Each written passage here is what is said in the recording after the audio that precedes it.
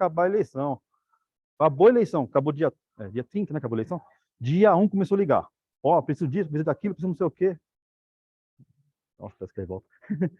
Mas foi muito corrido. Então, eu tenho que até falar para vocês, façam as coisas para vocês aprenderem. Conhecimento é bom. Ninguém vai tomar isso de vocês, é de vocês. Então, começar a falar um pouco da palestra, né? Eu vou te mostrar para vocês um pouco sobre o sistema de potência. Boa noite, pessoal. Pessoal, chega mais perto, que essa palestra aqui não é só teórica. Vai ter prática no final. Vocês vão poder mexer no equipamento, vocês vão poder ver, tá? Então, é bom chegar mais perto para a gente entender um pouquinho do assunto. E, assim, quem mexe com o sistema de proteção não são pessoas básicas, são pessoas, assim, com um avançado estudo. Porque acontece um surto numa fábrica, aí o cara fala assim, queimou um fusível, é um curto-circuito. Mas queimou uma fase. Mas por que queimou uma fase? É um curto, uma fuga para a terra, baixa isolação? Então você tem que saber um monte de conceitos técnicos para saber qual que é esse problema. E com um relé de proteção desse tipo, ele vai te sinalizar na hora que é uma fuga, que é uma fuga, que é uma sobrecarga.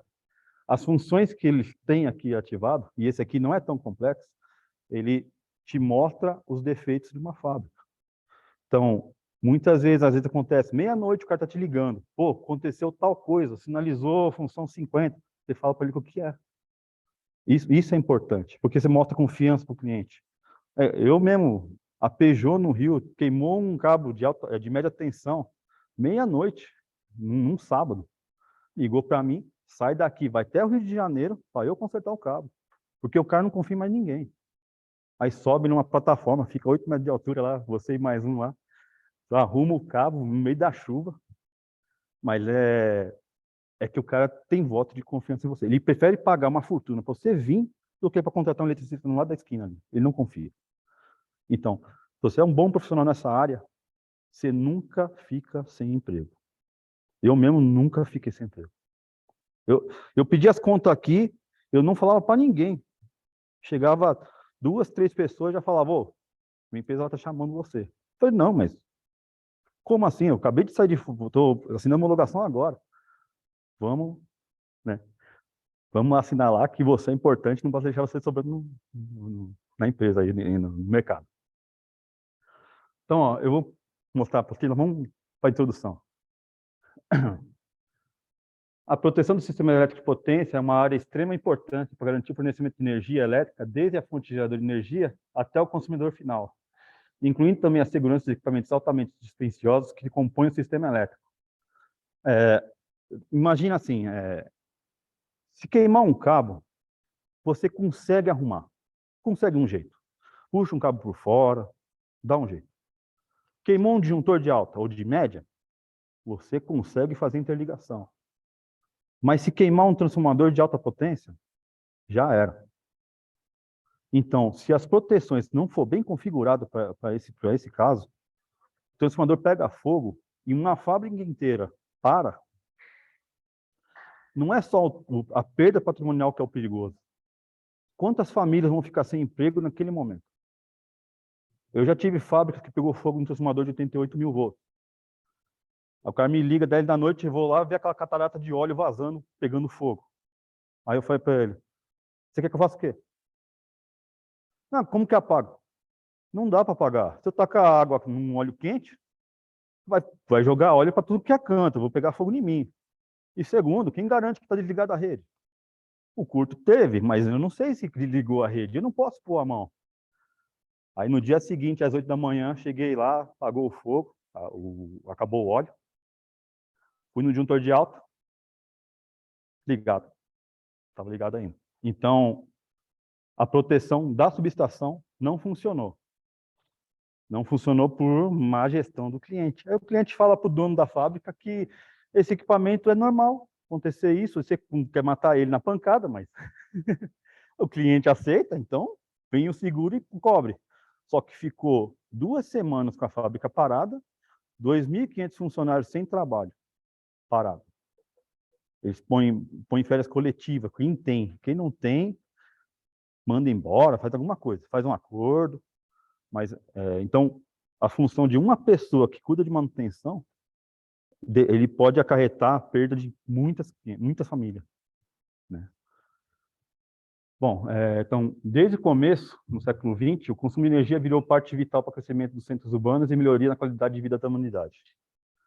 No Brasil, a primeira usina hidrelétrica foi feita em 1888, alguma época do Império ainda, a usina Marmelo, da CEMIG. Hoje ainda ela virou um museu, mas ela é um símbolo da primeira usina no Brasil. A segunda que eu conheço é a usina Bela Vista, eu visitei ela ainda funciona até hoje. Os relógios deles ainda são de bronze, não tem nada eletrônico, o cara liga o gerador, ele abre o conduto da água, a água desce no conduto, o cara olha com uma luneta para ver o nível da água, ele colocou uma vara amarrada num tambor, o tambor boia na barragem, ele vê o nível com a vara, 2 quilômetros com a luneta, assim. Aí, tem água, abre a comporta, a água desce, aí a máquina começa a rodar. Aí, para sincronizar a energia da rua com a gerada, ele pega e vê 3 lâmpadas. Quando as 3 lâmpadas apagarem, é que entrou em sincronismo, está na mesma fase, então a lâmpada apaga. Bate o botão, mas muito rápido. Aí eu perguntei para ele, tá, eu não vi proteção nenhuma, qual que é a proteção dessa máquina? Mecânico. Por incrível que pareça, não tem invusível, não tem nada. Ele tem um eixo com um monte de vergalhão de 5/8 de ferro, um monte, deve ter uns 24 mais ou menos. E quando bate o sincronismo, se ele bater perfeito, não há torção. Se ele bater 1/1000 segundo errado, lá, um tempo bastante errado, aquilo quebra assim, ó, e destrói o eixo. E o eixo despiroca, porque o sistema protege como? Ele corta o conduto e a água que está descendo desce com força e a máquina sem torque perde o controle e roda sozinho. Fica rodando, despirocando. Aí você sente o prédio todo vibrar. Itaipu, se vocês pudessem, não sei se já foram na Itaipu fazer visita, mas se pudesse conhecer melhor Itaipu, era bom. Fazer perguntas corretas no dia da visita, eles te mostram salas que não mostram na visita comum. Eu fui em 98, eu era estagiário ainda. Aí eu lembro até hoje, eu fiz uma pergunta pro cara, o cara, você tem uma visão diferente. Eu falei, não tem visão diferente, eu imagino que é. Então eu não vou te mostrar a sala que a gente mostra para todo mundo, eu vou te mostrar a sala de controle real. Aí ele leva para uma sala, ali mostra vazão, controle, pressão, todo o comportamento da máquina. Todos. Aí ele fala assim, só perguntei para ele assim, Itaipu já parou alguma vez por algum trip? Houve um surto e parou a usina inteira? Ele, nunca. Aí eu falei, tá. Aí ele falou assim, a gente está planejando em fazer. Esse cara, um dia apareceu na TV. Em 2020, acho que 2020 ou 2019, ocorreu um trip, num teste que eles estavam fazendo, parou Itaipu inteira numa vez só. Pô, 18 turbinas, parar de uma vez, tem que ser uma engenharia muito foda para aguentar.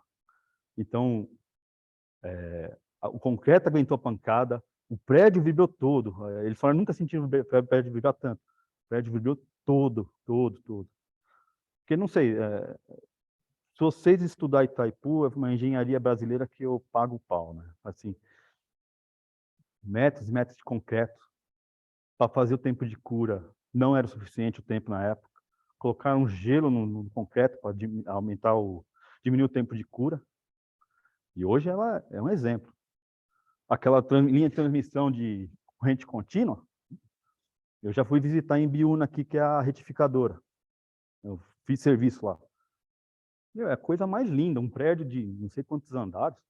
Por fora parece um monte de andar, mas na verdade ele é inteiro, né? Ele é oco. Aí você vê aquelas pontes retificadoras gigantes. Aí eu perguntei para os caras, pô, que calor do caramba aqui dentro, né? Aí ele falou, não, é assim mesmo, a retificação provoca muito calor.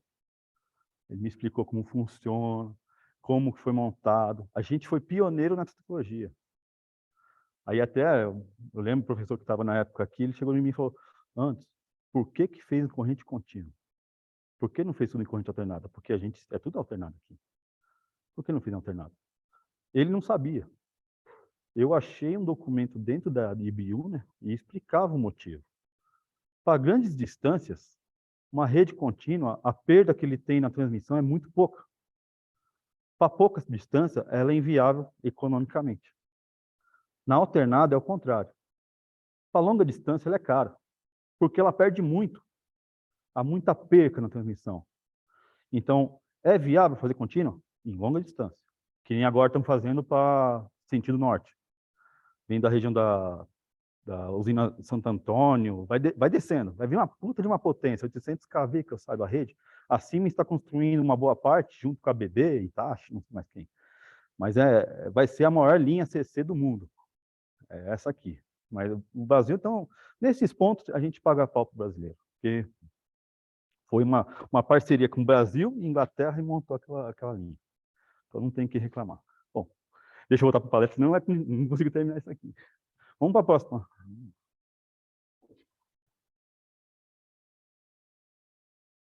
Pode. Acho que travou. Acho que agora foi demais. Volta só um, Caruso. Isso. Então, só para a gente falar por cima. Quando a gente fala em GTD, vocês vão ter esse curso na parte de elétrica, não sei se é no quarto semestre, não, no oitavo semestre, acho que vocês vão ter GTD. Então, é geração, transmissão e distribuição. Antigamente, a gente só calculava esses três casos, mas com a modernidade agora, cada um quer fazer sua fonte de energia solar, eólica, a gás, vapor. São gerações assim que estão aparecendo muito hoje em dia. Para casa, principalmente solar, né? Só que há um problema nisso, porque a nossa rede ela é arcaica, ela é antiga, é meio analógica ainda, não temos muita modernização. Então, o que ocorre quando você põe uma fonte de energia perto da sua casa? Você estabiliza a região. Mas se essa fonte cai, a região que estava estabilizada, ela fica ruim de novo. É a mesma coisa que ocorre no Nordeste. A gente tem lá os delta com eólica, lindo aquela desgraça, né? Já montei tudo. Se você pensar em elétrica, montei de tudo. Eólica já montei, solar já montei, já fui para Maringá, vou colocar na Universidade Federal de Maringá, instalar a usina. Já fui fazer trabalho para Petrobras, submarino, na Angra 3, Belo Monte. Eu já andei tudo que é canto desse país. Já vi de tudo. Tecnologia de ponta que eu nunca mais vi. São coisas que só vê em catálogo. Então, eu lembro até hoje. Fui lá para Maringá, a Copel ela é chata com documentação. Fui fazer a instalação da usina solar. Ah, então tá. Antes de você fazer a instalação, qualquer coisa, quero os documentos. Mostra o documento do projeto. Quero a mapa de impedância. Você tem que mostrar o mapa de impedância de você até a fonte da Copel. Aí faz um mês de cálculo lá, você mostra. Depois que ele mostra a fonte, eu quero que você agora me fale que proteção você tem. Ah, eu tenho um reletal. Tá, você tem um reletal? Quanto tempo vai ser a atuação dele? Como que ele vai funcionar? Funciona quando? Você tem que mostrar. Você faz um pré-teste e manda para a Copel. Ela manda uma equipe técnica de 3, 4 engenheiros, senta do teu lado e fala, agora faz na minha frente. Aí você faz. Ah, deu 50 milissegundos.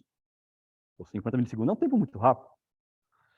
Ah, não, deu 55. Por que deu esse erro de 10%? Você tem que explicar que o equipamento pode ter um erro de 10% conforme com o fabricante. Onde está escrito no manual? Ah, não tiver escrito no manual, cancelado. Toda a obra que você fez, que você instalou, não vai ligar. Eles não ligam. Está nem aí para você. Quer documento. E eles são chatos. Porque a parte técnica da Copel é feita por pessoas assim com muita vivência de campo. Então, eles cobram técnicas muito fortes para vocês. Então, você vai trabalhar para CEMIG, Copel, são mais chatas. Vai trabalhar com Enel, com a EDP, mais fácil. A Copel é mais estável. A EDP é um pouquinho zoada, mas Enel, putz, a Eletropaulo é zoada. A última vez que eu fui trabalhar com a Enel, vai ligar às 8 da manhã. Era 1h30 da manhã, eu estava lá com o cliente quase infartando, e a fábrica parada, 2 turnos perdidos.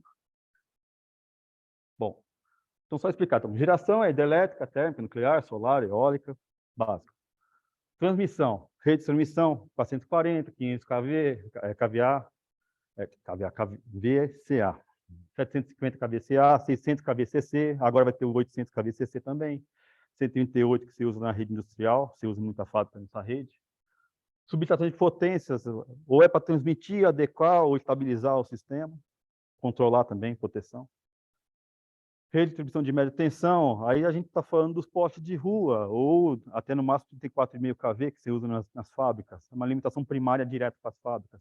É o que você acha hoje em dia aqui em São Paulo, 34,5 e 3,8. Algumas vezes 3,8, que fica aqui no centro de São Paulo, subterrâneo. É meio porcaria de achar essa desgraça. Rede de distribuição de baixa tensão seriam nossas casas, comércios, pequenas indústrias. Aí é 440 volts, até 660 volts. Mas é poucas. Trifásico ou bifásico, é que nem Santos, é 220 monofásico. Alguém sabe por que é 220 monofásico no litoral e 220 fase aqui em São Paulo? Alguém tem ideia? É o seguinte, quando teve as brigas de energia com a Westinghouse e Edison da GE,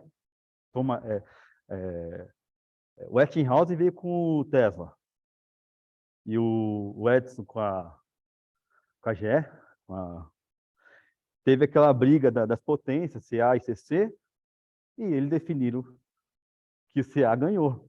O Tesla ganhou a guerra. Só que ao mesmo tempo perdeu, né? Porque ela ganhou e quem patrocinava o GE era Thomas Morgan, John Morgan, não sei lá como chamava, é o Morgan, aquela desgraça do banco.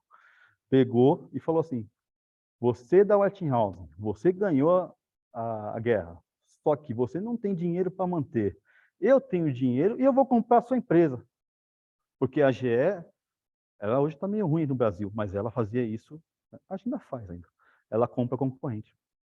Eu vou brigar com você? Em vez de eu brigar, eu compro você. A GE fazia isso. Então, isso aí foi um caso. Aí fez a corrente alternada, 110 VCA. Só que na Inglaterra, tinha uma empresa que fazia em 220 VCA monofásico. Porque eu tenho uma tensão maior, eu não preciso de um cabo mais grosso, a corrente é menor. Compensa na corrente.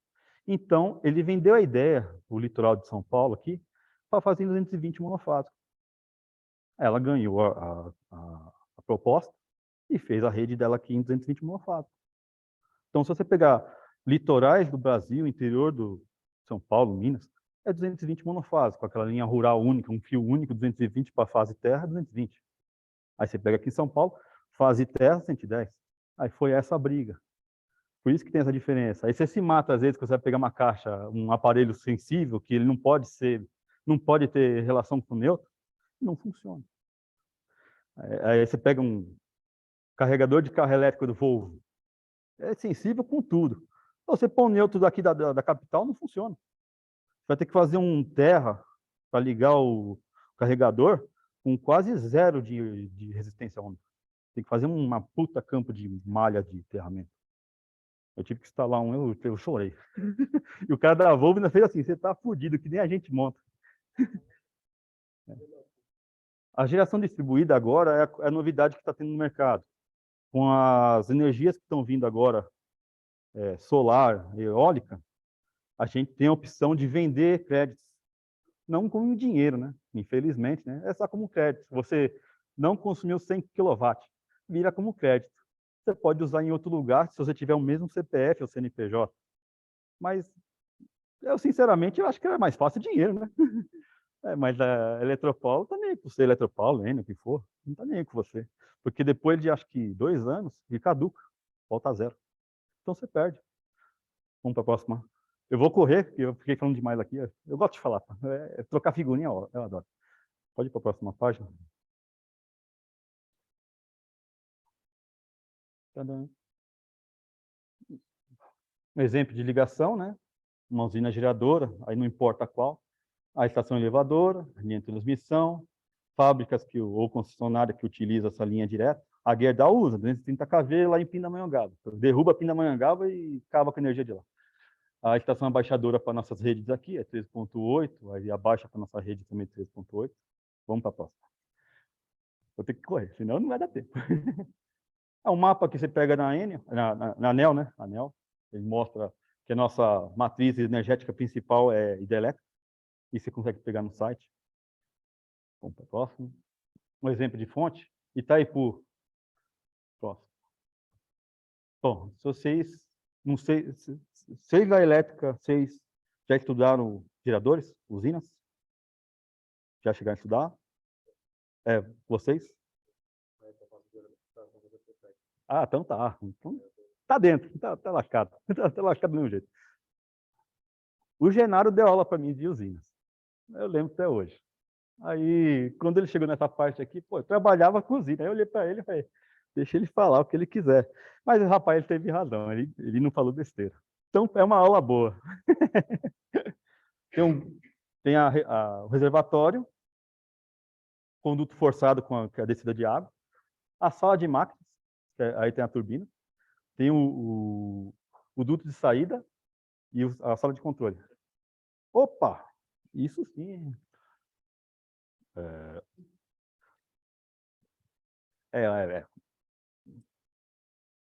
Não tá não.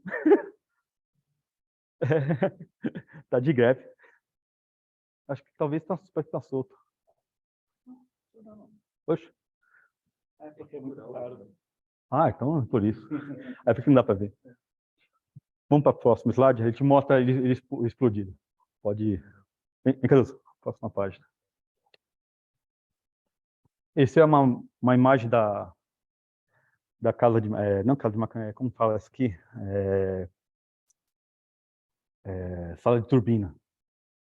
A turbina fica aqui no meio, interligada num eixo que vai para a sala de máquina, então induzido. Aí é o princípio de funcionamento de um motor para geração, né?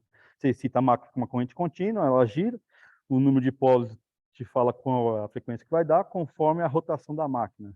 Aí você tem um regulador de velocidade, um regulador de tensão, um sequencímetro de tensão para ele bater as fases. Nada demais. Que um dia vocês vão ver, eu espero que um dia vocês cheguem a ver. Vamos para a próxima. Esse está informando, para frente. Pode continuar, que essa é mais detalhada. Esse é uma usina fotovoltaica. É muito básico, é de eletrônica simples. Uma fonte geradora solar, um inversor. Aí você pode levar tensão para voltar para a rede ou você consome. Existem vários tipos, né? Então, on-grid, off-grid, tem tie-grid, tem vários tipos. Você pode gerar energia com um banco de baterias para você consumir na sua casa. Não, eu posso gerar direto, sem banco de bateria, e forneço direto para a rua enquanto não estiver utilizando. Se não estiver utilizando, eu posso usar na minha casa. Ah, tem economia? Tem. Se estudar um pouco sobre o solar, não recomendo. Não recomendo. É muita mídia, viu?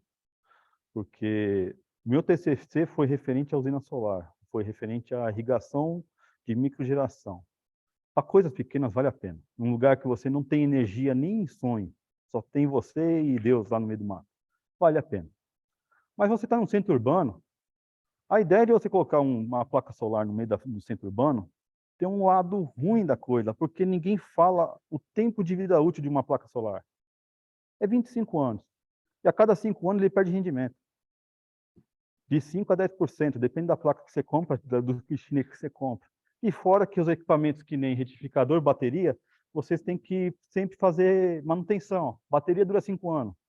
Pô, cada jogo de bateria que você vai gastar aí, uma bateria básica, que eu uso às vezes nas usinas aí, 4 pau. 4 mil cada 5 anos. E tem que estar constante, às vezes, olhando ele. Porque tiver um mau contato que for, a manutenção dele é cara. E essa placa solar, quando entra em curto, corra. Não tem tempo para você socorrer. Porque em corrente contínua, o curto é franco. Ele não sobe, ele já está no máximo. Pega fogo em tudo. Aí ninguém mostra isso na mídia. Uma planta de sair pegando fogo. Eu já vi. Infelizmente, ninguém mostra. É perigoso demais. O peão que está montando acha que dá tempo de socorrer, de ir lá cortar o cabo para acabar o curto. Ele já entra para dentro da placa.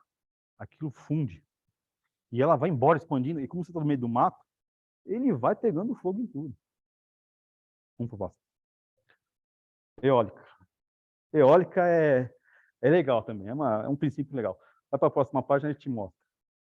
A sala de máquinas ali em cima, onde tem a turbina, a gente chama de nacelle.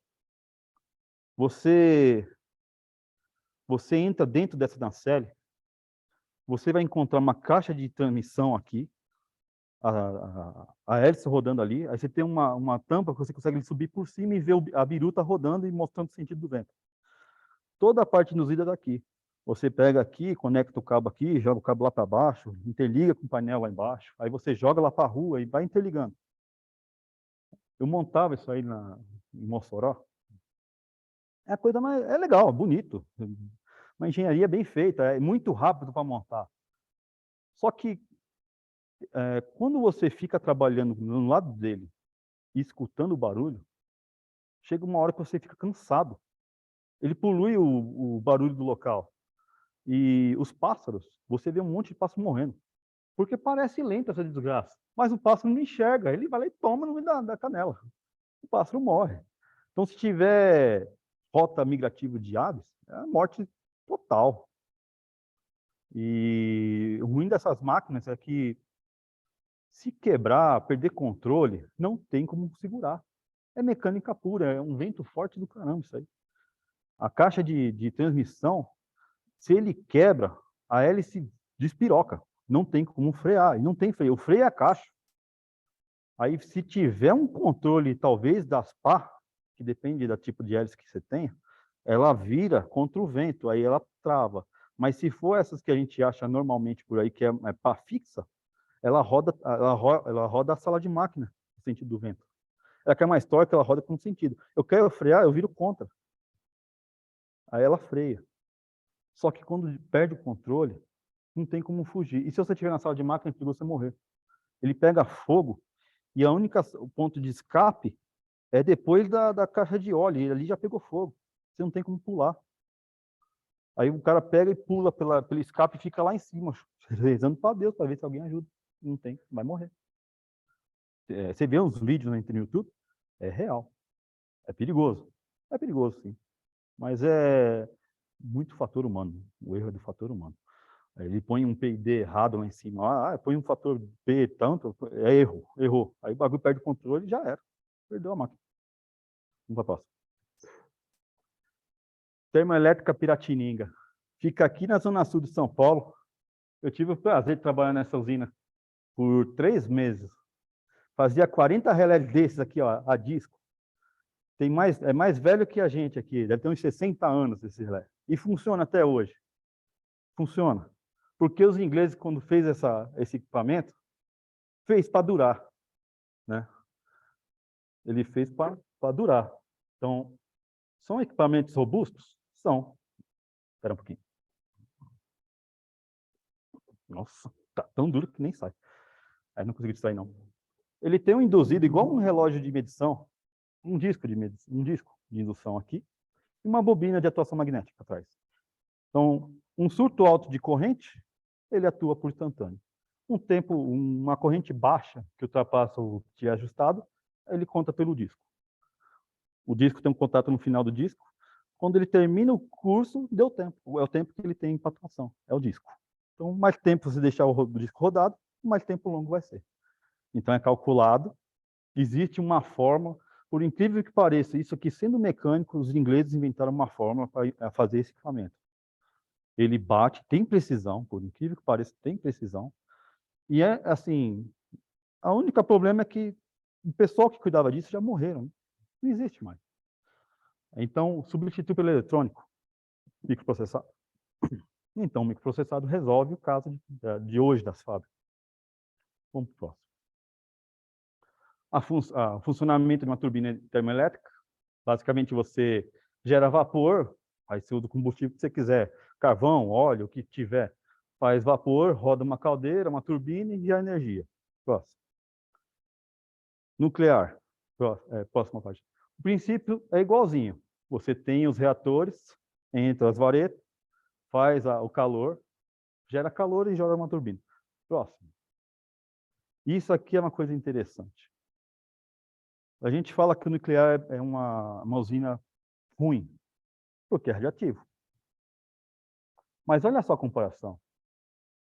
10 gramas de urânio 235 é igual a 700 quilos de óleo, que é igual a 1,2 tonelada de carvão. Eu gero 1 megawatt com 600 quilos de carvão. Então, vê a proporção. Quanto que eu gero com a usina nuclear? Esse urânio dura por 3 anos e depois que ele perde... Não é que ele perde a radiação, ele continua sendo radioativo, mas não eficiente, ele perde potência. Então, eles colocam em cápsulas de concreto e chumbo e enterram. Então, esse processo assim, desse tipo de usina, tem um viés assim que é radioativo, é perigoso.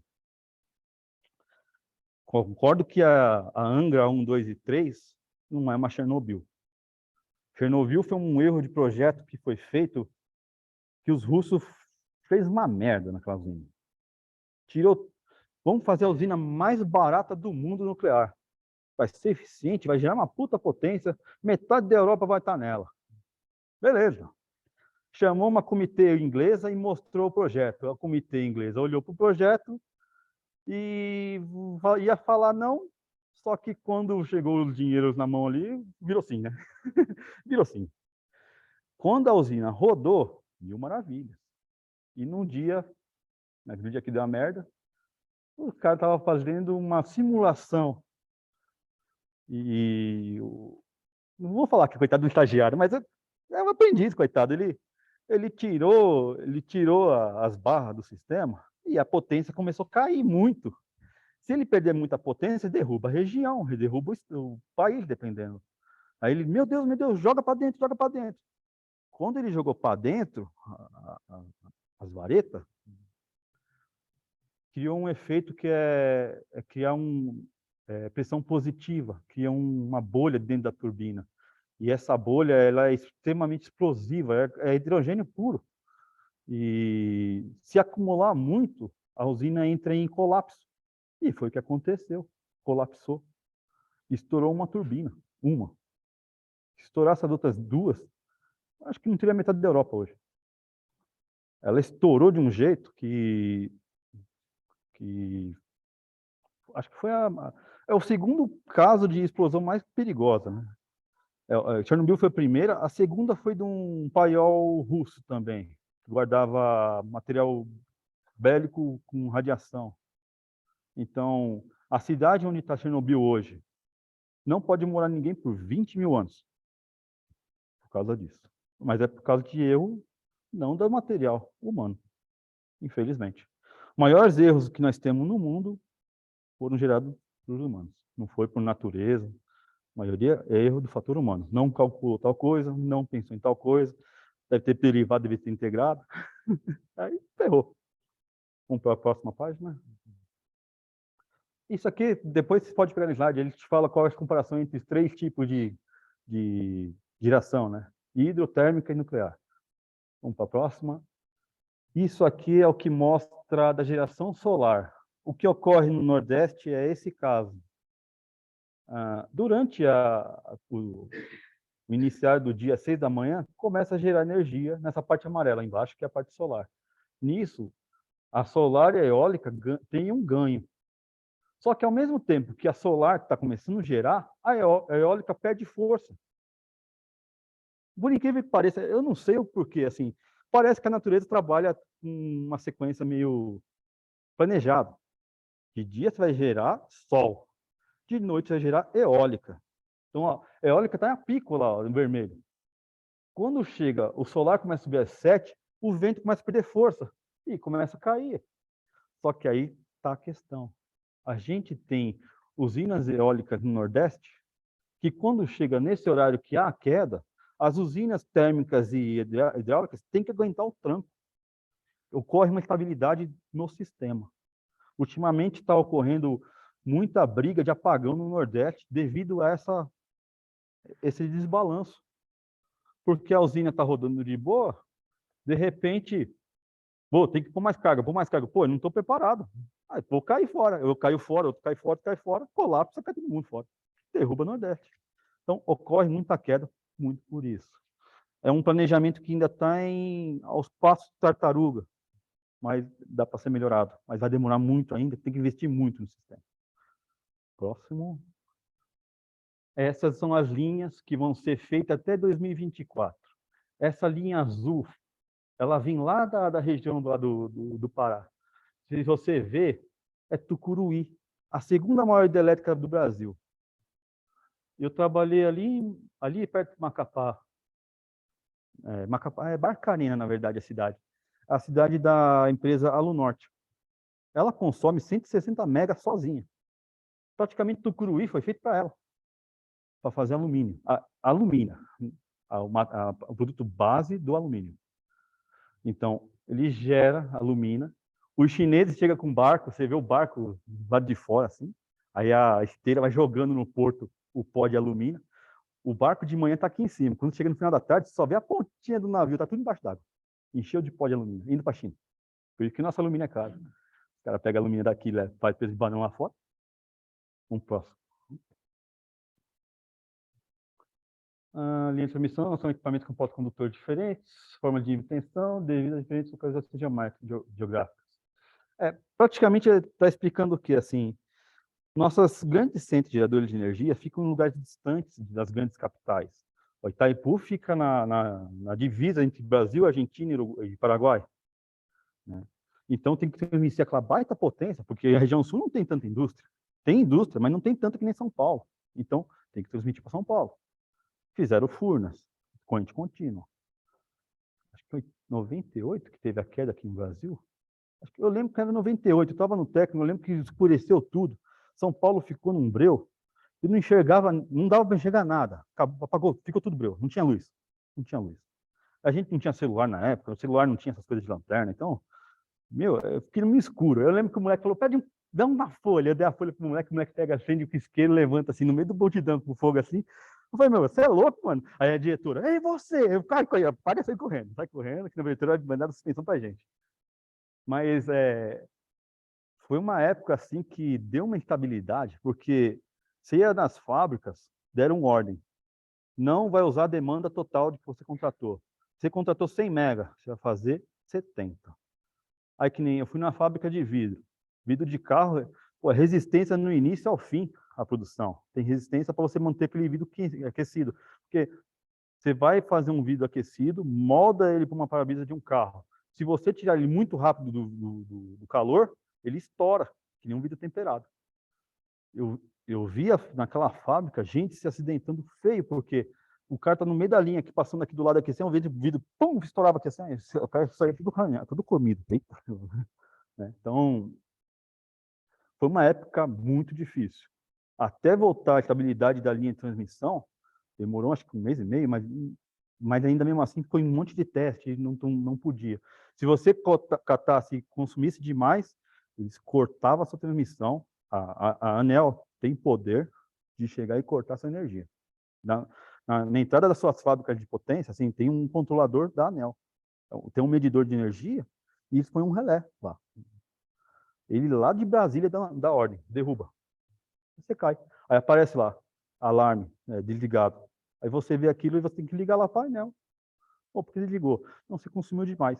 A gente cortou sua energia. Aí você tem que aceitar, porque é a ordem do governo. Próxima. Tá aparecendo um bar. Próximo.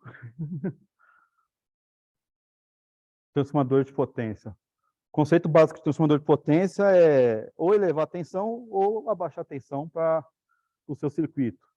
Esse aqui é um transformador que está aqui em Guarulhos, tem de 10/12 MVA. Eu cuido dela, todo mês eu vou lá ver ela.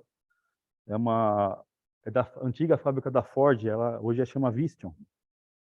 Ela está em funcionamento há mais de uns 20 anos, 25 anos. E a tendência é de ficar mais uns 30 anos, se eu estiver vivo até lá. Porque esse equipamento, como está muito bem cuidado, você vai fazer os testes nele, parece que está saindo de fábrica. É porque o cliente cuida. Se o cliente larga a mão, deixa jogado, isso aí estraga. Aí quando pede me ajuda, já era, tem que mandar para a oficina consertar. E é caríssimo. Um trafo desse novo é uns 4 milhões. Um usado, se você achar usado, é 1,5 milhão. Mas a questão é, queima um desse, quanto tempo o cara vai ficar sem energia numa fábrica? Paga 1,5 milhão brincando. 1 milhão, 4 milhões, paga. Porque o problema é que você vai comprar um trafo novo, não tem na prateleira. Você tem que mandar construir. Demora 180 dias.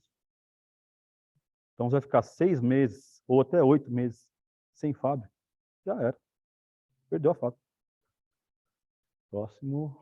Pode ir para frente que é. Tá, vamos falar de transformador de instrumentação. O que aconteceu em 1888? Começou a vir usina no Brasil.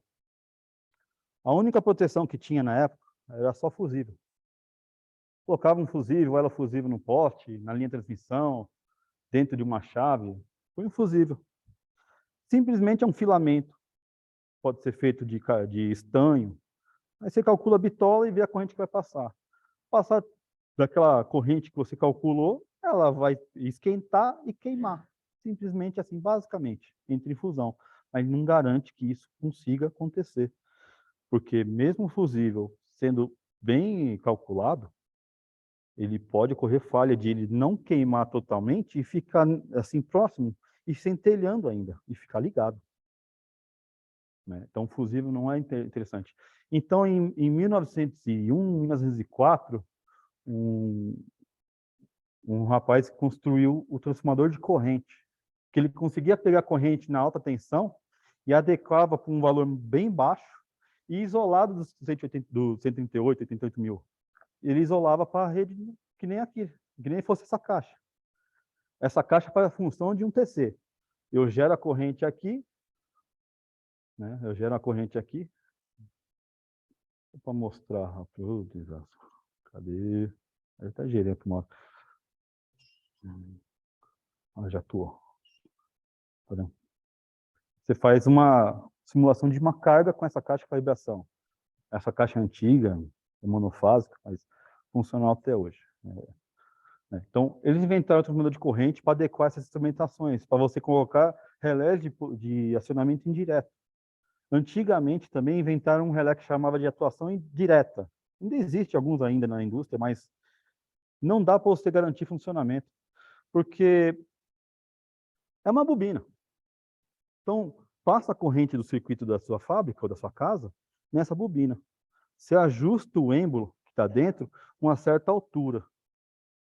E não tem certeza que você chegou, tipo, você ajustou para 100 amperes. Chegar a 120 amperes, ele sobe. Não tem como você garantir. Então, é feito somente para, talvez, um curto-circuito. É difícil ver funcionar. Eu já peguei relé primários que o cara ajustou para 80 amperes. Eu cheguei por 1000 amperes na desgraça e não atua. Chega a pegar fogo e não atua. Porque não tem força magnética para puxar o êmbolo de tão velho que ele está. Então, não é garantido. Agora, os eletrônicos não, foram feitos para ter essa proteção. E o transformador de potencial seria um transformador comum que abaixa a tensão para dar um sinal de tensão mais baixo. Não tem potência, eles não têm potência para você alimentar uma lâmpada, não foram feitos para isso. Claro que o pessoal põe uma lâmpada de 100 watts, vai. Mas não é por um motor de 3 cavalos que ele vai pegar fogo lá. Próximo. Para-raio. Isso aqui, acho que talvez, a próxima palestra, se der tempo, eu falo sobre ele. É um conjunto de óxido de zinco, é uns discos, com vários discos de latão. Na última, interligado com terra. Quando cai um raio, ocorre uma sobretensão. Tudo bem, é em microsegundos. A média que a gente calcula é 1,2 microsegundos, né? É mais rápido que um piscar de olhos. Essas chapas sobem para a ponta do para-raio onde está energizado, ele magnetiza praticamente, ele puxa e descarga essa sobretensão no terra. Então, ele faz esse efeito. Com o tempo, ele começa a saturar e perder isolação. Isso aqui não consegue isolar mais. Então, na manutenção, você tem que sempre avaliar a vida útil desse equipamento. Então, existe um ensaio. Aplica uma tensão para ver a resistência que ele gera de isolação. Mas a resistência de isolamento, se você for ver o circuito equivalente, não é uma resistência, é um resistor e um capacitor em série. Em série não, em paralelo. Porque se fosse uma resistência, você colocasse uma tensão qualquer, o corpo pegaria fogo. Então ele tem um elemento capacitivo que faz um efeito de isolação. Então, existe um aparelho mais sofisticado, que é usado há anos, pouca gente conhece, pouco difundido na engenharia, mas porque é um ensaio difícil de fazer, mas tem que fazer. Você faz esse ensaio, você calcula um fator entre capacitância e resistência, que a gente fala de fator de potência e isolamento. Se esse fator de potência estiver muito para um lado ou muito para o outro, significa que sua isolação está perto de entrar em saturação e chega a risco de explodir. Então, eu já peguei casos de para-raios, Santa Marina, aqui na Água Branca. Ele falou, está muito estranho que eu escuto barulhos vindo do equipamento. Eu testei com esse aparelho e deu fator de potência de equipamento praticamente queimado. Aí ele virou para mim, então a gente vai ligar. Eu falei para ele, não vou ligar não. Você quer ligar? Eu vou embora. Aí ele, por quê? Se ligar vai explodir. Eu não ligo. Não, mas estava funcionando. Estava funcionando. Você mandou eu testar. Eu testei e eu não confio, não vou ligar. Que se eu ligar, vai explodir. E é na entrada da fábrica que você põe isso aqui. Ele tá antes da proteção. Então, o que protege daqui para cá? A rua está com concessionária. E na parte de entrada de uma concessionária, da concessionária, o ajuste, o nível de curto é lá para cima. Nunca atua. Nunca vai atuar. Eles colocam um ajuste lá para cima. Porque eles têm uma multa. Se eles cortar a energia dele porque deu um curto na sua fábrica, você vai desligar todos os vizinhos. Essa multa é mais cara do que o prejuízo na sua fábrica. Então, não vale a pena. Então, eu falei, eu não vou arriscar, eu não vou ligar. O que eu fiz? Desconectei o cabo e deixei sem. Falei, deixa sem, vai comprar outro. Quando você comprar outro, você traz. É 100 mil reais o bagulho? É, 100 mil reais. Cada um desses é 100 mil reais. Mas tem que comprar, é obrigatório ter. O seguro cobra das fábricas para ter. Isso que é a questão. Não é norma NBR, NR que está falando que você tem que ter. Tem que te cobra, é seguro. O seguro fala, eu só faço seguro se você tiver equipamento tal, tal, tal, tal. E se tiver ok. Se não tiver ok, seu seguro não é renovado. O cara não quer ficar com uma fábrica sem seguro. É muito, é um tiro no escuro. É muito caro. Um próximo. Disjuntores. Tem um gordinho ali, acho que é eu. Aquele disjuntor ali é de alta tensão. Existem disjuntores de alta tensão feito com um óleo isolante no seu corpo. Esse aqui é SF6, é um gás sulfeto hexafluoreto SF6. É um gás extremamente isolante, só que extremamente ruim para a camada de ozônio. Então não pode deixar vazar, tem que ter análise dele, que ninguém faz. Tem também ele a vácuo, na alta tensão não tem a vácuo, porque 138 mil é só na média que tem a vácuo. A vácuo, o mecanismo dele funciona dentro de um vácuo. Então, tem tipos de disjuntores, tem procedimentos de ensaio, você tem que testar contato, isolação interna, tempo de acionamento, mecanismo, então um monte de ensaio para ser feito. Como próximo, eu esqueci de mudar lá em cima, né? Fusível limitador, é aquilo que eu falei, é um elo fusível dentro. Esses fusíveis já são de média tensão. O que eles fazem para garantir que o elo não fique dando arco interno? Tem uma mola dentro dele que puxa o elo para baixo. Então, esse elo não conseguir abrir, ele é imerso em um tipo de uma areia, um grão de sílica. Eu já tive casos de fusível não romper, ele chega a abrir um pouco, uns 2 milímetros assim, e não chegou a abrir. Aí começou a criar arco. O calor é tanto, passa dos 2.500 graus. Então a sílica chega a virar vidro. E o elo fica preso assim, ó. Aí você escuta o barulho, aí você fica vendo a oscilação na energia da fábrica. Então, o fusível pode estar bem projetado, porém, não é garantia que funcione. O fusível praticamente só serve para um caso, curto-circuito. Sobrecarga não é recomendado. Para curto-circuito ele é bom, mas para sobrecarga não recomendo. E usa muito por aí. Próximo. Relé de proteção. Aí, mostrando alguns casos. Então, relé de disco, eletrônico, microprocessado. Vantagens que está começando a aparecer nesses relés de hoje em dia. Eles têm protocolos de comunicação que você pode pôr no seu celular. A tecnologia da indústria 4.0 está aí.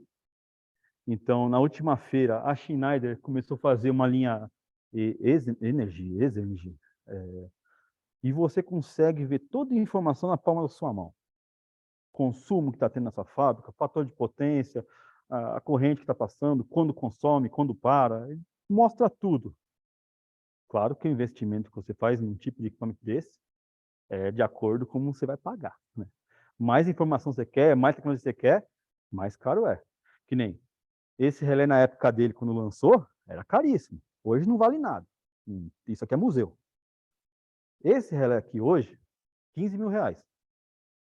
A gente fala, pô, 15 mil reais pra gente que é humano. Uma fábrica, 15 mil reais é dinheiro de pingo. Né? Mas mesmo assim, os encarregados ficam com dó de gastar. Aí, já peguei assim, uns relés assim, tops, da GE, da ABB, valia 1 milhão. Aí, meu chefe fala assim, pelo amor de Deus, você vai alimentar o relé? Não faz a desgraça de pôr uma tensão muito mais alta do que ela pode aceitar, que é 1 milhão de reais que estamos falando no relé. Aí você também, por que 1 milhão? Tem tanta função de proteção que você demora semanas e meses para você testar. Eu fiquei 2 meses na Thermopay, fica testando um relé. Com dois engenheiros, dois engenheiros da GE, a Vanessa e o Orlando? Aldo. Muito gente boa, pessoal. E ele explicando, ó, relé assim, assim, assado, você vai fazer isso. Aí você vai com a caixa de calibração, você estuda trigonometria, aplica lá, vê a atuação, registra o relatório, leva para o encarregado, o outro assina, porque você envolve muita gente, Petrobras, uma concessionária, até governo. Então, você tem que mostrar todo o processo que você fez. Porque, senão, se você não passou um passo, não mostrou para um fulano de tal, não passou, não olhou, você não gera evento. Você não recebe. Sua empresa leva prejuízo. E governo demora para pagar. Próximo.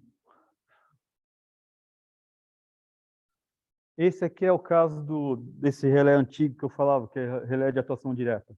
Se você olhar, ó, vamos acompanhar a fase A. A fase A vai, passa no componente indutivo lá, aquele da bobina, relé primária ali, e volta para a carga. Ele aciona uma vareta de fenolite e aciona um mecanismo disjuntor. Vamos pro próximo.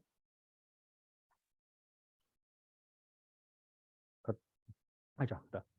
Volta.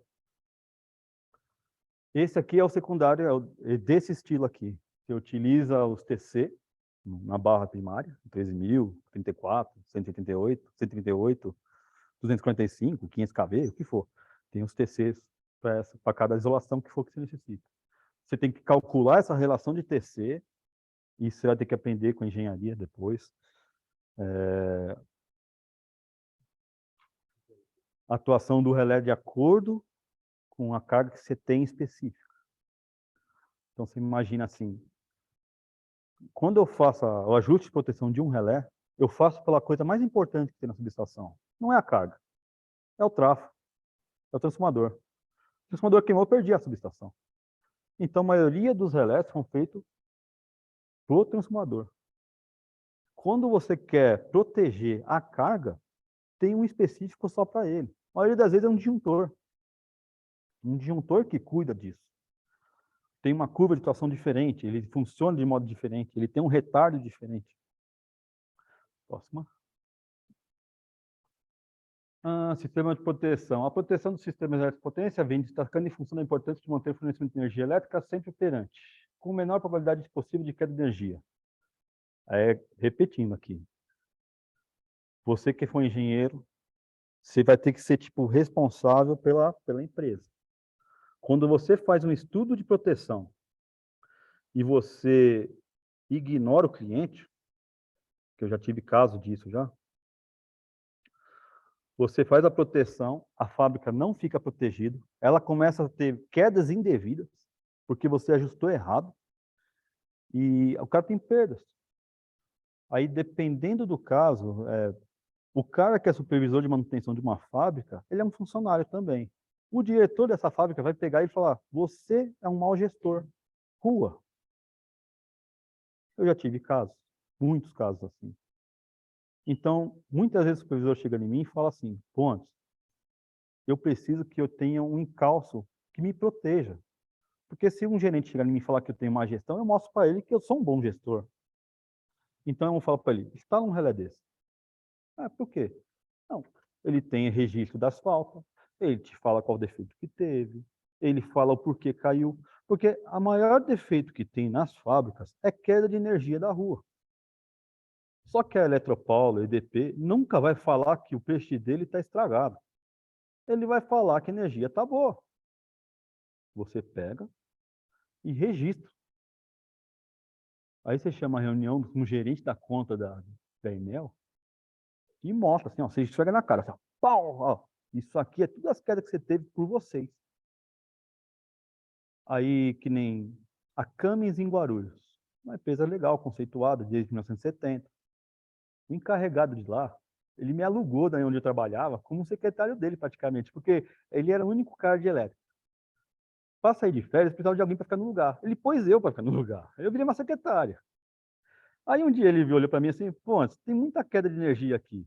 Aí eu contei, e um dia caía 14 vezes a fábrica. Um dia. Eu falei: não, é impossível, 14 dias é muito.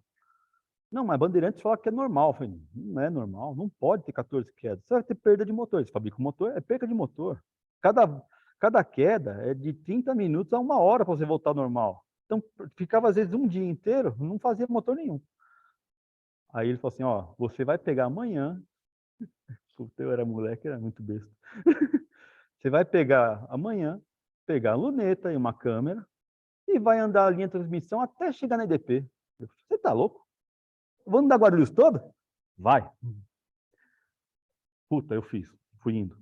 Para-raio estourado, galho na linha. Ele falava que era linha única, tinha 4, 5 empresas junto, e ia. Quando chegou na reunião, o cara da ADP: não, minha linha tá normal. Aí eu joguei na mesa assim, ó, 35 folhas, assim, ó, pau. Isso aqui que a gente relatou. Aí ele olhou: vocês me cataram. Então, se vocês querem uma rede melhor, vocês vão ter que migrar de 13.8 para 88. Aí a Camis: peraí, eu não tenho uma subestação de 88 mil. Pô, você quer que eu gasto quanto? Vocês se viram. Vocês não estão reclamando da minha energia? Troca. Problema de vocês. EDP é assim. Aí eles construíram a usina. Gastou 10 milhões de reais para construir a subestação. Foi bonito, que ele gastou bonito 10 milhões de reais. Foi até o vice-presidente, vice-prefeito de Guarulhos, mais o presidente da Schneider Brasil, para acompanhar a Start. Porque foi a primeira usina, a subestação digital em Guarulhos. Eles tinham controle de tudo. Tinha informação via celular, via tablet, via diretor dos Estados Unidos. Ele tinha informação de tudo da fábrica. Foi lindo, mas foi um investimento caro. Então, a próxima.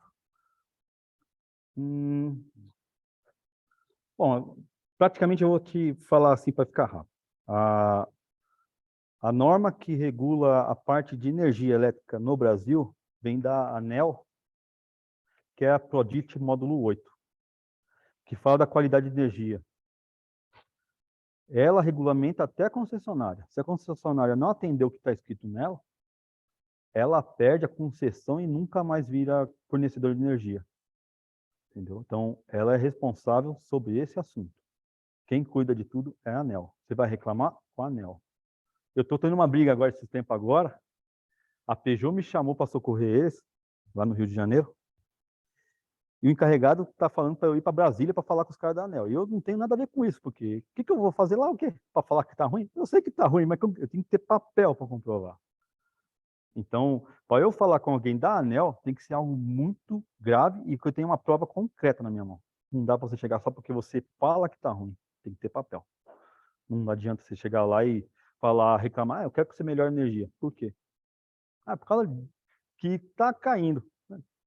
Me desculpa, todo mundo cai energia aqui, até aqui em Brasília cai, então a culpa é sua. Próxima. Requisitos para uma proteção. Quem mexe com automação, às vezes acha que tem uma certa novidade nisso, mas tem que ter seletividade. Então, você tem uma proteção montante, uma proteção da fábrica e uma da carga, alguém está ruim aí. Que é isso? Alguém morreu. Então, a seletividade para que serve? Para você coordenar as proteções. Se a montante for mais rápido que você não vai cair, quem vai cair é a rua. Então, tem que garantir a seletividade. O próximo ponto é velocidade. A velocidade é o seguinte, em caso de um surto, ele tem que atender ao tempo de atuação. Porque a gente jogar no domínio do tempo, o relé atua 1 segundo. Só que o relé não atua, já caiu energia. Ele manda um pulso para um disjuntor para cair. Então, é o tempo do relé mais o tempo de atuação do disjuntor, que é mais ou menos uns 200 milissegundos. Então, na hora que você fazer o cálculo de proteção, tem que considerar essa descida, esse tempo. A velocidade, então, é importante. Com isso, você ganha confiabilidade. Uma vez eu tive um caso de um cliente, a única vez que eu gelei na minha vida. O cara falou, você fez isso tudo? Fez. Você aplicou? Apliquei. Funciona? Funciona. Como garante? Não, fiz. Eu não quero, eu quero real. Como real? Quero real. Vamos fazer o real. Aí ele pegou uma chave 19, amarrou num fio de terra, assim, ó. Vai funcionar? Jogou no meio do energizado. Bom! Aí caiu, atuou. Eu falei, meu, você é louco? Olha o estrago que você fez. Porque ele cria um arco, né? Que é aquele calor instantâneo, fica tudo preto. Aí você tem que limpar. Dependendo, nem fica a barra. Não, tá de parabéns. Tá aprovado o seu sistema. Foi a única vez que eu vi um cara fazer isso na minha vida. E eu não quero mais. Eu tenho mau medo. Porque quando eu era técnico, eu escutava o que os engenheiros mandavam. A gente fala, a gente é o elo mais fraco da cadeia. Aí estava eu, o engenheiro falou assim, tem uma chave ali, você tem que abrir. Eu lembro até hoje. O engenheiro instalou uma chave, um projeto novo, nunca tinha visto na minha vida. Eu falei, aquilo ali vai dar um curto. Aí ele, não, vai lá que é garantido que quem forneceu o equipamento é lá do sul. Aí eu falei, meu, se o cara tá lá no sul, como que eu vou garantir que o cara lá no sul, que está longe, garante que está aqui, está funcionando? Eu vou ter que manobrar? Você vai ter que manobrar, porque na hierarquia você é o menor. Então tá, vamos lá. Aí você vai lá, olha a chave longe. Aí eu falei para ele, pô, besteira. Tem que usar as EPI. Aí coloquei o capacete e o óculos. Era o único EPI que tinha na época. Eu puxei assim, mano, pum. Mano, veio aquele fogo, uma bola. Devia ter uns 3 metros de diâmetro. Eu lembro que eu olhei, eu me pulei pro chão assim, ó. Aí o fogo foi. Vum. Aí a porta ficava ali assim, a única saída que tinha. A bola foi para fora. Pegou fogo para fora assim, né? Aí a fábrica parou. Aí tinha um ajudante geral de pedreiro. Ele não podia mexer na parte elétrica. Ele chegou lá fora assim e falou assim, meu, cadê o japonês? Morreu. Aí olhou pro chão assim, tava lá eu, o corpo seguindo no chão. Aí eu levantei a cabeça assim, mano. Eu peguei o capacete e joguei assim longe assim, ó. E o óculos também. E o óculos é aquele é tipo acrílico, né? Meu, fiz um queimado assim, parecia um enganador, né? Que tinha pegado sol assim. Mano, fui lá pra fora, peguei o engenheiro pelo pescoço, queria matar ele. Eu falei, mano, que porra que você fez, filho da mãe? Aí ele virou pra mim e falou assim, você que não sabe manobrar. Rapaz, queria matar ele. Eu falei, você que não sabe projetar, seu arrombado. Né? Você que não sabe projetar. É isso. Ah, legal. Tá. Então, você tem o direito do não quando você tiver risco. Fale não. Não faça. Eu fiz, né? Eu tô vivo por... Acho que não era meu momento, mas, mano, o ajudante deu risada da minha cara. Ficou uns 3 dias de rindo da minha cara. Automação, aí vem a parte da automação. Com esses relés microprocessados, a pessoa consegue ter automação e controle dos componentes, consegue ter relatórios de dados, ter informação de consumo, consegue ver status do equipamento, se o disjuntor está aberto e fechado, ele consegue fazer tudo pelo computador. E quando eu trabalhava com automação de usina hidrelétrica, eu cuidava de usina via celular. Aí entrava no TeamViewer, entrava no computador do cara lá no Gabriel de Judas e falava pro cara, ó, você está com um problema em tal coisa, vai lá e arruma. O cara ia lá no painel, jogava o componente, pode startar? Pode. O cara startava, você acompanhava, máquina rodando normal, sucesso. Beleza. Quantas horas demorou? 4 horas. É R$1.500. Você vê como que era o serviço. Difícil, né? Vamos para a próxima. Vamos para a próxima. É a mesma coisa. Você vê assim um curto-circuito desses assim, ó, até você chora. Você vê um transformador chegando a esse ponto. É muita negligência. Não foi porque você errou a proteção, e sim que foi muito descaso há anos. Não queima de um dia para o outro. Um erro seu tem que ser muita, porque ele tem muitas proteções. Imagina um transformador desse, ele tem válvula de pressão de alívio de carga interna, você tem válvula de relé de gás, você tem válvula de termômetro de temperatura de enrolamento do transformador, termômetro de óleo, você tem relé diferencial, que ele compara a entrada e a saída do tráfego. Então, entrou um, tem que sair um. Se entrou um, apareceu o meio, ele atua. Está diferente, tem algo errado. Dentro desse campo aqui no transformador, há uma falha. Ele desliga. O transformador não queima tanto, você consegue reparar. Agora, chegar nesse ponto, já era. Perdeu tudo. Não tem reparo para nada. Não sobra nem a tinta. Próximo. Vamos para frente. Esse aí é sobre o tipo de proteções. Pode continuar. Esse é o relé direto que a gente fala, que o funcionamento dele é uma bobina. Ele tem um êmbolo que fica naquele copinho ali, e você regula a corrente por essa distância. Mais distante ele tiver da bobina, maior a corrente que tem que passar para ele puxar, para criar o campo. Mas quem diz que isso funciona? Porque nesse copinho, eles colocam um fluido, parece óleo de câmbio. Só que se tiver a umidade do ar alto ou baixo, a viscosidade muda. Muda a viscosidade, ela muda o fluxo de pressão. Então, não garante que vai funcionar. Eu já tive casos de pessoa morrer e isso aí fica ligado. Não desliga. Próximo. Relés eletromagnético. Muito usado hoje em dia em painéis de comando. O princípio de funcionamento dele é muito simples, igual um contator básico. Ele tem uma bobina, que fica ali no A1, A2. Esse caso, ele aciona 4 contatos, que ainda você pode usar ele como um comum e 2 reversíveis, um normal aberto e um normal fechado. O dia que vocês fizeram um TCC e precisarem de alguma coisa assim, recomendo que você se vira nos 30, como você quiser com essas coisas aí. Guarda, pode usar o que você quiser. Se vocês também, assim, isso aqui é uma recomendação para vocês. Se estiver no 4º semestre, começa a pensar no TCC. Que aí quando chegar no último semestre, você já está, tá livre disso. Tira isso da frente. Né? Próximo. Relé de eletrodinâmico e relé de indução. É o de disco, praticamente. Ele funciona pela indução de disco e uma bobina interna. Então, próximo. Relé térmico. O relé térmico já é igual um disjuntor que a gente tem em casa. Ele tem um contato bimetálico, cobre com zinco, a maioria das vezes. O que ocorre? Como são 2 metais no mesmo filamento de contato, quando você passa uma carga, ela começa a esquentar, por efeito Joule mesmo, corrente passando, né? Ela começa a curvar se a temperatura for muito alta. Mais quente ela for, mais rápido ela curva. Então, ela faz esse efeito de curvar. Ela derruba por abertura por temperatura. Aí ele puxa certa distância, ele empurra um mecanismo que ele derruba o disjuntor. É a mesma coisa no relé térmico. Ele tem aqueles 2 botões, o vermelho e o azul, e você pode resetar ou não. Você pode deixar a opção de reset ou não. Se você quiser deixar sem reset, ele dá um trip, derruba o sistema, você vai lá, liga, ele está normal. Ou você vai lá e reseta. Né? Mas mesma coisa no disjuntor.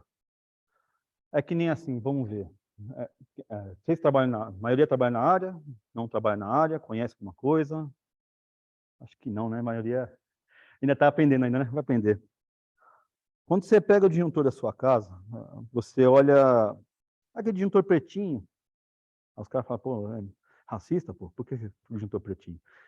Aí, a GE fabricava um disjuntor chamado Quick Lag, rápido retardo. A norma que ele usa é a norma NEMA. Ela é preta por causa dessa norma. Aí, no Brasil, começou a vir um disjuntor da norma DIN. E, meu, o brasileiro adorou. Aí, quando você vai numa instalação, o eletricista olha para você e fala, pô, tem esse disjuntor velho, NEMA, não sei o quê, não presta. Por que não presta? Não, porque nunca cai. Aí está a questão. Eletricista, ele não estuda muito, ele só vê a corrente nominal. 10 ampere 1, 10 ampere 2 no DIN. Você põe 20 ampere no DIN, cai rapidinho. Põe 20 ampere no preto lá no NEMA, não cai. Demora. Aí que está a questão. Até na casa, eu deveria fazer um cálculo de proteção. Se você tem um disjuntor NEMA na sua casa, não é que ele é lento, não é que ele é velho, ele é lento para atuar. Mas aí é o cálculo que você fez para aquela carga. Eu tenho um banco de resistência para uma estufa, então ele tem que aguentar uma certa temperatura por um certo tempo, ele não pode ser rápido, tem que ser um retardo longo. É um motor de alta potência, então ele não pode ser rápido na partida, mas ele tem que ter uma proteção quando for necessário em um curto.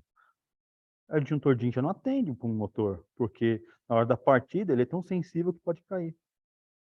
Existe um disjuntor motor, no caso, mas só o disjuntor motor, ele não garante a proteção completa, ele só garante a proteção térmica, uma curva de retardo.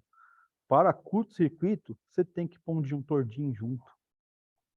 Então, são conceitos que vão perdendo com o tempo, porque o cara fala que é caro e não investe.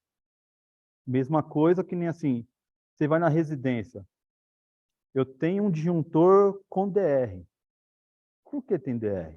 Pô, é caro, é R$1.000. Por que eu vou pôr DR na minha casa? O dia que a pessoa levar um choque e morrer, você vai lembrar do DR. Porque enquanto ninguém morrer, ninguém lembra dele. Fala que é não necessário. Principalmente criança, né? Meu irmão, quando tinha 5 anos de idade, fez o favor de fazer um teste lá em casa de meter 2 pregos na tomada e atuar. Só que o dedo ficou preto, né? Mas com 5 anos, ele ficou até os 15 anos sem mexer numa tomada. Mas aprendeu. Próximo. Relés eletrônicos. Esse aqui já é antigão, mas ainda funciona até hoje. Pode ir próximo. Caríssimo. Pode ir. Bom, características gerais de relés. Aí é que eu te falei, essa tabela 3 aqui é que fala tipo uma rede de energia de 2.3 a 69 kV. E isso é uma tabela referente a ANEEL, que é o Prodict módulo 8.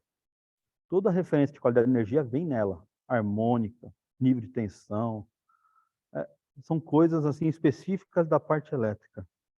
Harmônica, se vocês puderem aprender um dia, vocês que são da elétrica, vocês vão ter casos de harmônica no circuito e vocês não vão saber o que é e não vão saber interpretar, porque tem pouca gente que fala o que é. Você fala assim, a nossa frequência fundamental é 60 Hz. 60 Hz é a primeira harmônica. Se você dividir essa onda em duas, é 120 Hz, é a segunda harmônica. Mas a gente está dividindo um ciclo de uma onda de 60 em duas partes. Essa é a segunda harmônica. Eu tenho presença de harmônica na terceira harmônica. Divide essa harmônica fundamental de 60 em 3. Então, os pontos que você pegar, vai ser os pontos que você vai precisar um filtro. Isso aí é uma coisa que não é do curso, eu estou explicando porque hoje, com a eletrônica em casa e na indústria, a harmônica está presente em tudo que é lugar. As fontes chaveadas de celular, computador, essas coisas, fudeu a energia. Ela não é mais puramente senoidal, ela ficou toda picada. E essa impureza ocorre e danifica toda a linha de transmissão e geração. Então, queima motor, usina, transmissão. Então, muita gente perde com isso. Muita gente perde com isso. E é um estudo que quase ninguém manja. Se vocês entrar nessa área, você vai chegar a dar curso, provavelmente, na Europa. Você vai para fora, não fica aqui. Os caras levam para fora. Vamos para frente. Esse aqui são as normas referentes à temporização de relé. Esse BS, Britannic Standards, que é normas britânicas, foi baseado nesse relé primeiro. A BS 142, norma BS 142. Depois ela virou a IEC, International Electrotechnical Commission, né? A IEC 255. É a mesma norma praticamente jogada para inglesa para americana, mas ela protege os ambos relés. Se você lê ela de cabo a rabo, você entende o relé funcionando, o tempo e por que ele dá erro, né? Todos os equipamentos têm erro, até um relógio. Então, se você calcular o erro de alguma coisa, você vai achar. Isso é uma curva de um relé IEC. Aí é o tipo de curva que você pode ajustar. Se você olhar aqui, ó, ele tem uma temporização, ó, 005, 01, 02, 03, 04. Isso aqui é chamado de DT, ou Dial Time. Esse ajuste você coloca no relé para você saber o tempo de atuação que ele vai ter. Se eu coloquei lá, tipo, ó, 01, e se eu pegar aqui no logaritmo aqui, ó, na 10, ó, 10:01, ó, ele vai dar um tempo 01, 02, 03, 300 milissegundos. Então, quando você for fazer a medição, vai ter que dar próximo de 300. Essa curva aqui é importante. Então tem essa normal inversa, vai a próxima. Muito inversa. Aí você vê que ele já teve um tombamento. Para a próxima, extremamente inversa. Olha o tombo. Por que tem esse tipo de curva? Quando você pega um transformador ou um motor, existe uma curva térmica, calculado por normas ou não. Se você não tiver potência do transformador, dá para você simular no local. Só que é um cálculo filha da mãe, porque você vai ter que pegar um transformador, pôr em curto, fazer todas as simulações. Então, você utiliza essas curvas para proteção. Vamos para a próxima. Então, a comparação das três. Normal inverso, muito inverso, extremamente inverso. Maior a corrente, aí é de acordo com o tempo. Você vê que extremamente inverso, maior o tempo é mais rápido. Normal inverso, ela é mais lenta, é mais retardada. Próxima. Esquema de ligação de relé sobre corrente. O que a gente faz? Se você pegar a Kirchhoff e você fazer a somatória das correntes, as três correntes, a fase A, B e C, ou RST, se você somar as três correntes e ela estiver equilibrada, a corrente de neutro é zero. A corrente resultante é zero. Se você tiver uma corrente resultante em alguma fase que tiver maior que a outra, o que equivale ao quê? Neutro. É a somatória que você faz com essa ligação. Porque ó, você pegou os três sinais de corrente ali, ó, a fase RST, unifica na saída do relé e passa no sensor de neutro. Qualquer corrente diferencial que tiver ali é neutro.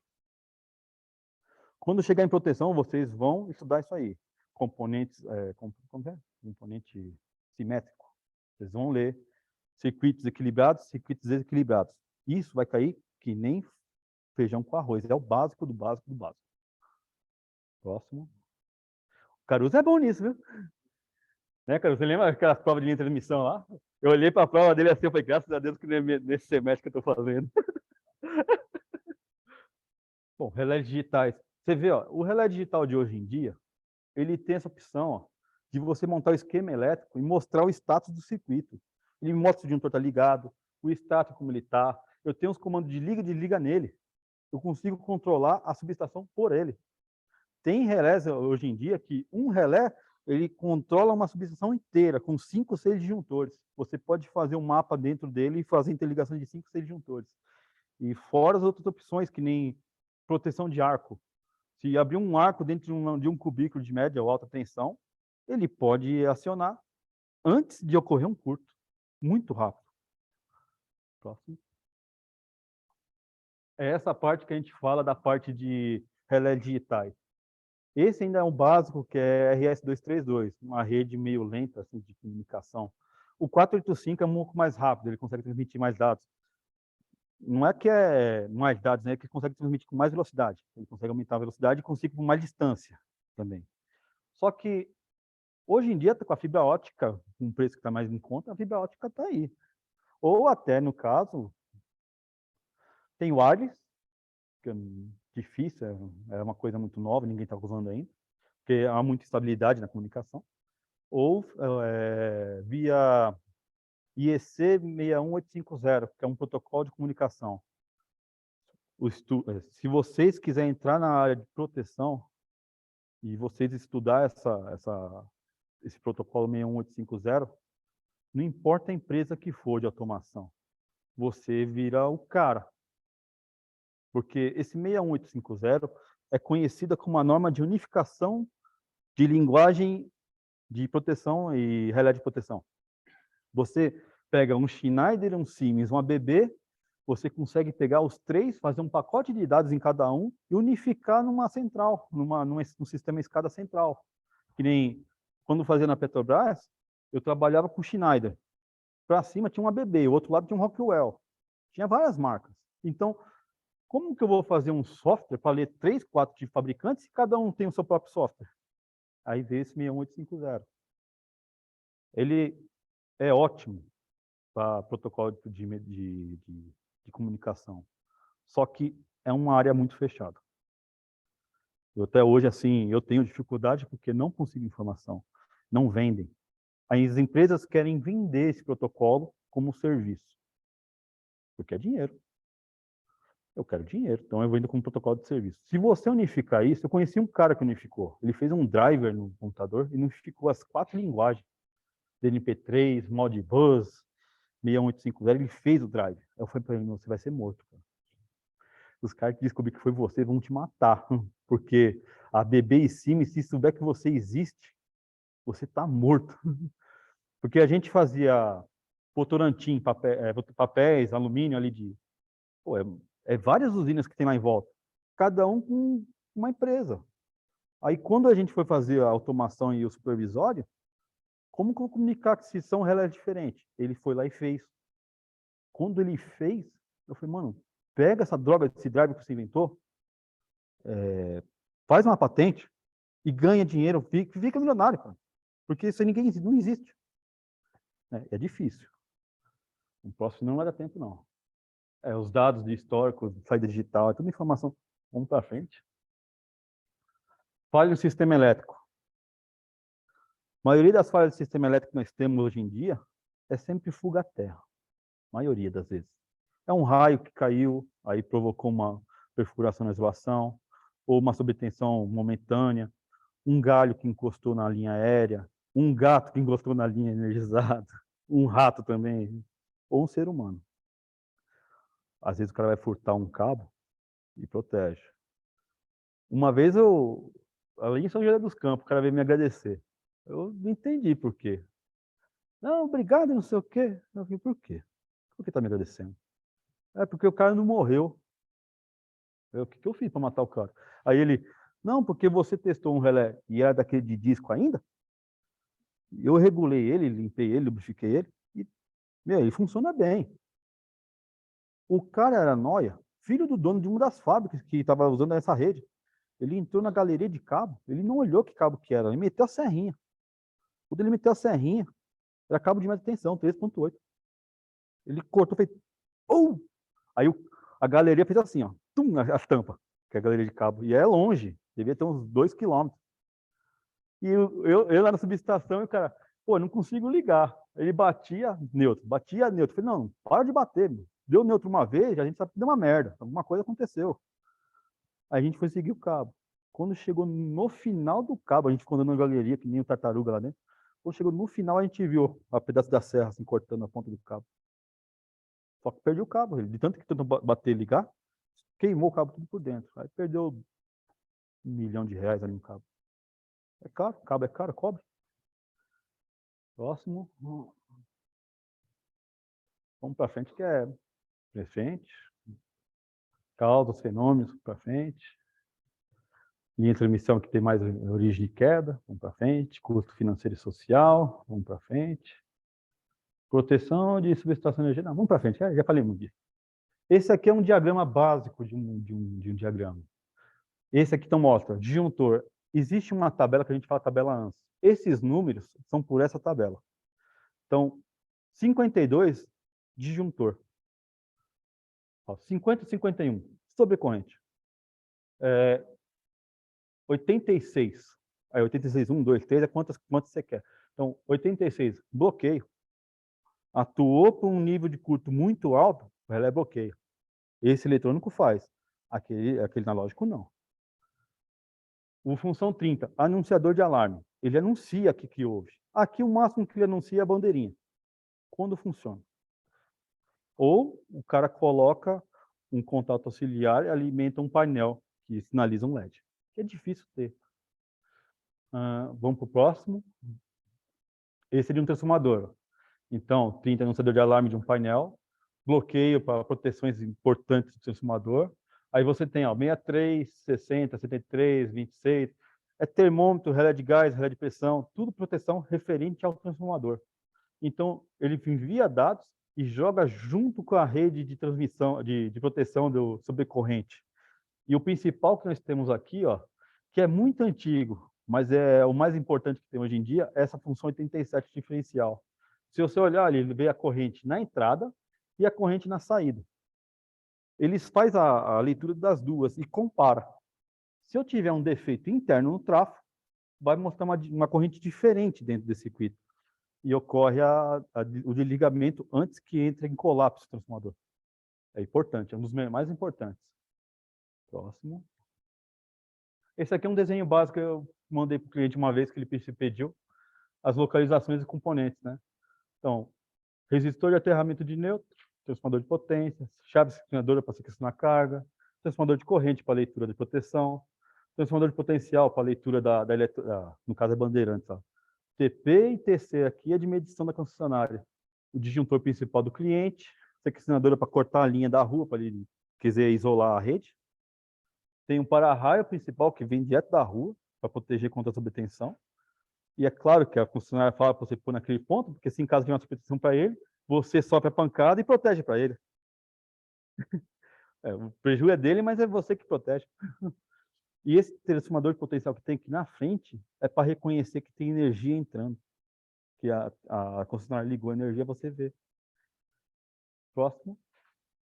É os tipos de proteções. Para frente. Direcional.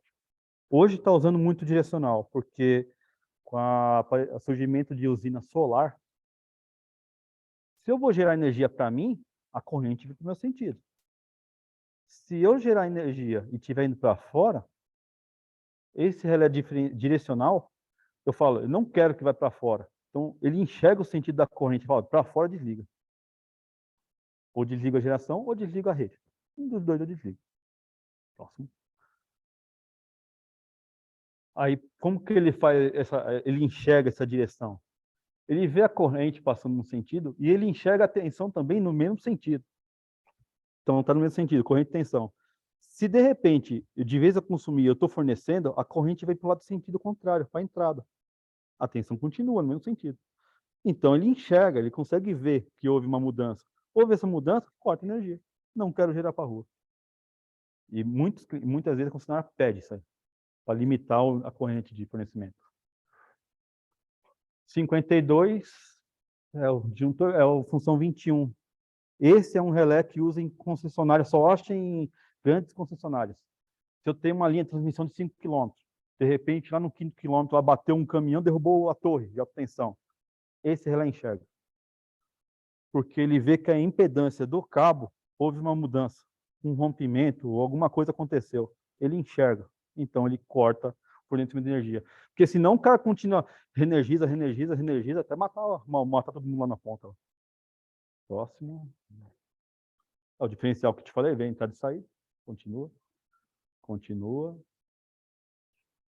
Subir sob tensão. Esse é um esquema de ver sob tensão. Ele pega sinal de tensão da rede e vê se está acima de um valor específico. Próximo. Bom, acho que agora vamos praticar, né? Okay. Pessoal, é o seguinte, eu sei que o equipamento aqui não é muita coisa, mas a gente consegue mostrar a simulação de como funciona esses componentes que nem o relé aqui.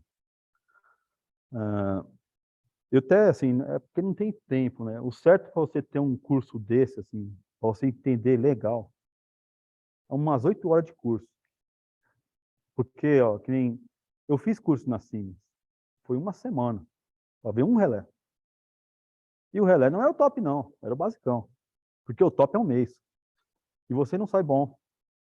Nem os caras da Siemens, dentro da Siemens, conseguem entender, às vezes, porque o relé Siemens é caríssimo, 70, 80 mil reais.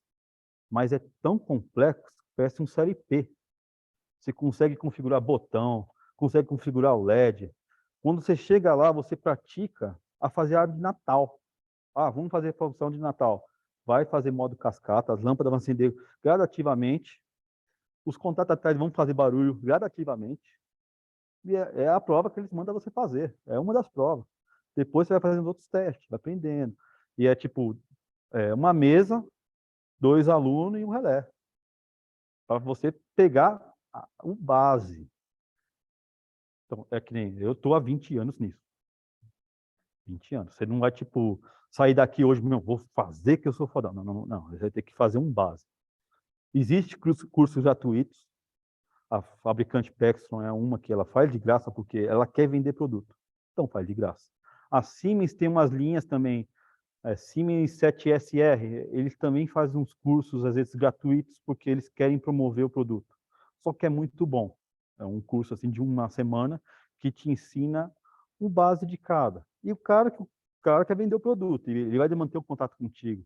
Ó, tô com um problema, apareceu tal coisa. Ele vai te explicar como resolver. Ele quer vender o peixe. E é um relé não muito caro, mas para a indústria, ah, assim que nem eu te falo de prática.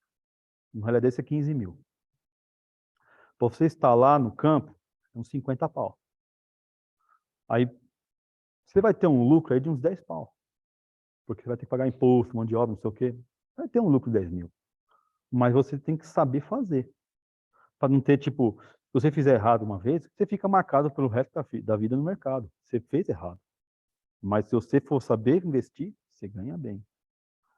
Então, eu só estou na área, assim, eu abri empresa porque eu tenho muita bagagem técnica. Mas aqui nem aqui na FMU, vocês procuram trabalhar na área. Depois que trabalhou na área, pega um pouco de experiência, guarda a experiência para você. Estuda também por fora, porque às vezes a empresa não quer que você cresça, ele quer que você fique naquilo.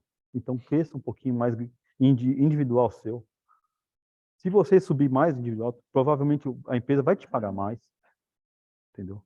Que nem a BB eu ganhava muito, o meu salário era muito alto, mas eu pedia as contas. Aí não tinha vida lá.